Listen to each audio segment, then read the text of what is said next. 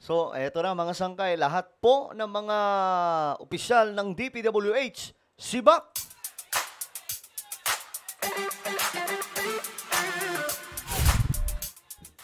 Ayun, mga sangkay, pag-usapan po natin ito kasi nga po, matindi ka agad na aksyon ang gagawin ni Secretary Vince Dizon ng DPWH. Kasi nga po na-involve talaga yung departamentong ito ng nakakahiyang pangyayari at nakakakilabot na nakawan ng pera mula sa kanilang departamento. Ngayon, mga sangkay, lahat sila masisibak. Pag-usapan po natin yan. Bago tayo magtuloy-tuloy sa mga hindi pa po dyan nakakapag-subscribe, tayo po ay 1.55 million subscribers na. Kaya naman, ano pang hinihintay nyo? Makikita nyo po yung subscribe button sa baba ng video na to. I-click nyo lamang po yung subscribe, i-click ang bell, at i-click nyo po yung all. Sa mga nanonood po sa Facebook, i-follow nyo po yung ating Facebook page. Okay. Ito mga sangkay, yung matinding pasabog. Lahat daw po ng mga officials, kahit yung mga district engineers, pinagbibitiw. Sa madaling sabi, pinatatanggal. Sa bagong upo ng DPWH, ito magaling to. Magaling yung bagong uupo sa DPWH na si Secretary Dizon. Kaya nga lang, kailangan niya, ang tingin ko lang dito, kailangan po niyang itago yung kanyang pamilya para po safety. Kasi mabibigat yung mga makakalaban niya dito. Sindikato po ito mga sangkay. Pinag-BBT ni bagong Public Works Secretary Vince Dizon ang lahat ng opisyal ng DPWH hanggang sa mga district engineer.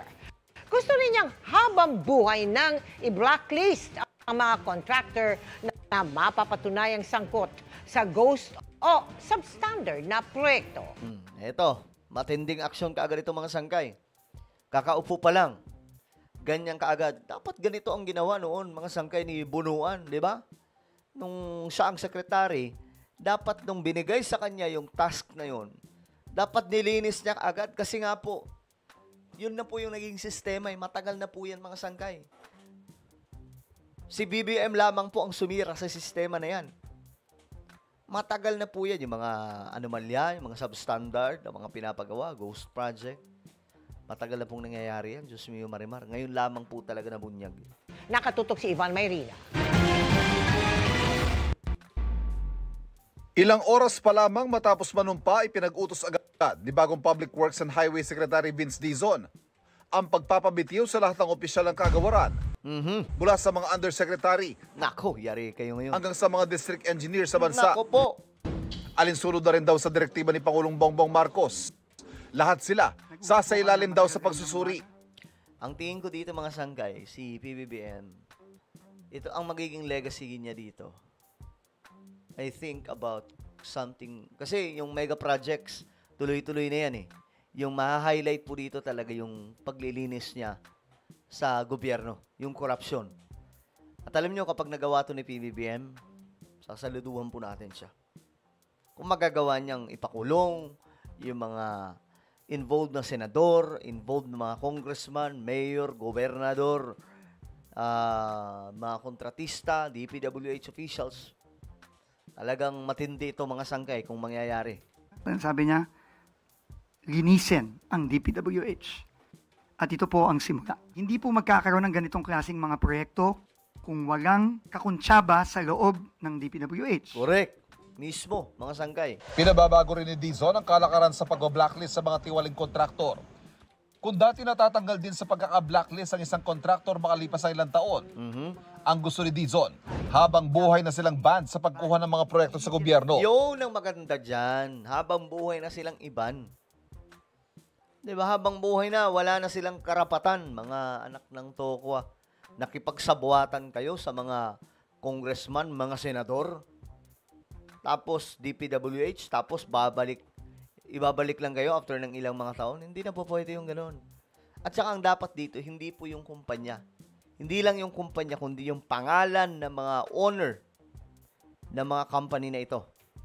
Kapag ang isang project ng isang contractor ay ghost Yan. o napatunayang substandard, wala na po itong proseso, Yun. wala nang investigasyon Ayun.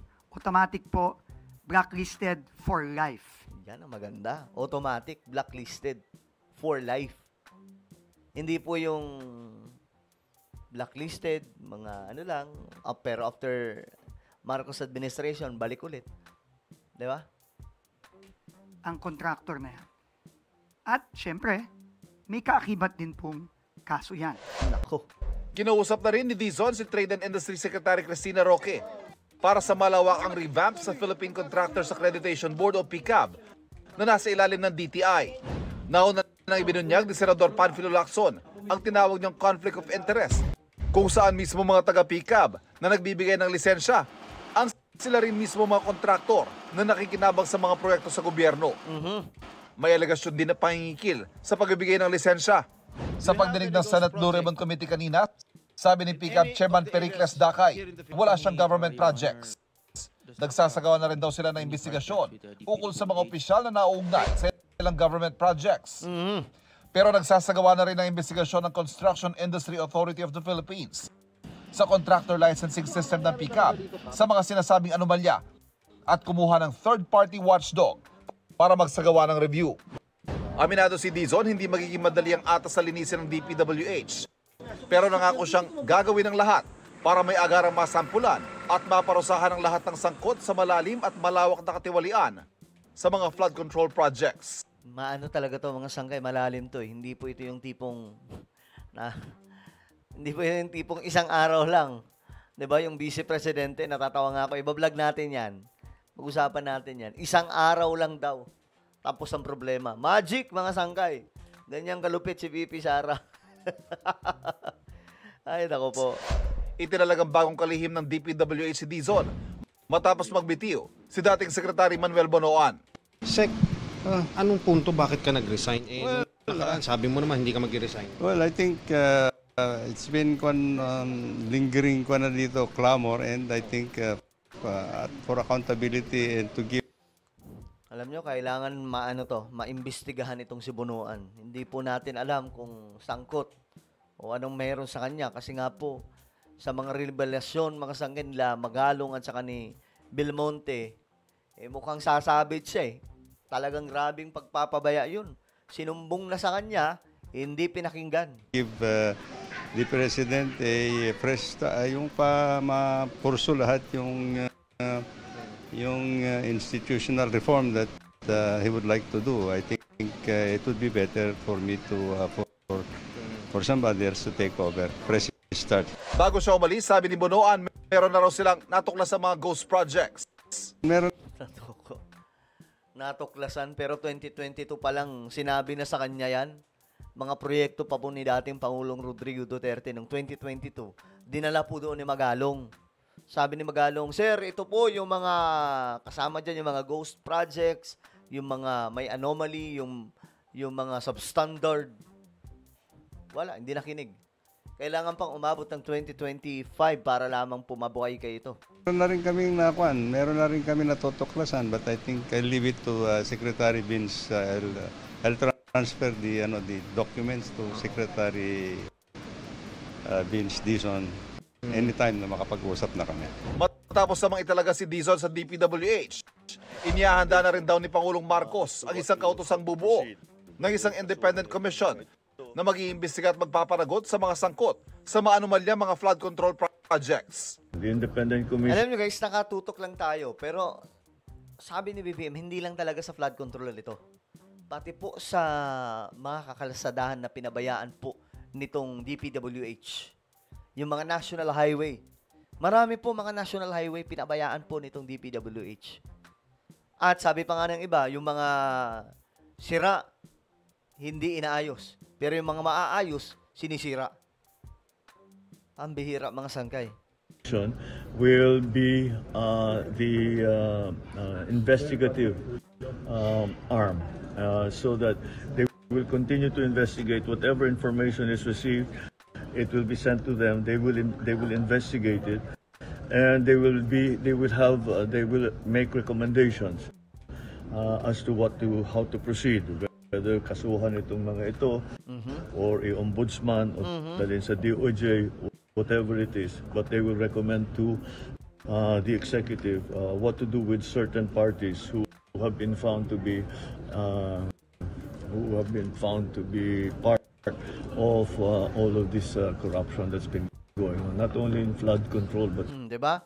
Sabi sa inyo, hindi lang talaga flood control ito. all of the works of the workings. Lahat ng mga tinatrabaho ng DPWH.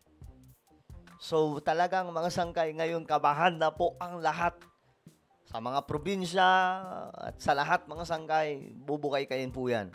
Within DPWH. Wala pang pinapangalanan kung sino ang mamumuno at mga bubuo ng komisyon.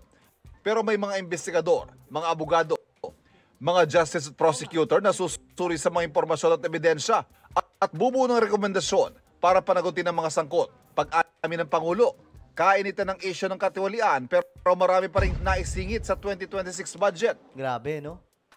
May malaking issue pero pinilit pa rin po nilang singitan yung 2026 budget. Hindi raw ito palulusutin ayon sa Malacanang. Kahit sa 2026 budget, marami pa rin siningit. So, talagang it really needs to be cleaned out properly. Okay, well, ano po ang inyong opinion mga sangkay? Ngayon, pinagre-resign lahat ng mga miyembro ng DPWH ni Secretary Dizon. Ano ang tingin nyo dito mga sangkay? Ito na ba yung katapusan ng mga garapal? Pero ako mga sangkay mahaba-haba ang proseso to. Hindi po ito matatapos ng isang wave. Matindi ang ugat na nananalaytay sa sistema mga sangkay ng korupsyon sa ating bansa. Ano po ang inyong opinion? Comment down below. Meron po tayong YouTube channel, Sangkay Revelation. Hanapin nyo po ito ngayon sa YouTube. Kapag nakita nyo na, i-click nyo po yung subscribe, i-click ang bell, at i-click nyo po yung all. Ako na po ay magpapaalam. Mag-iingat pong lahat. God bless everyone.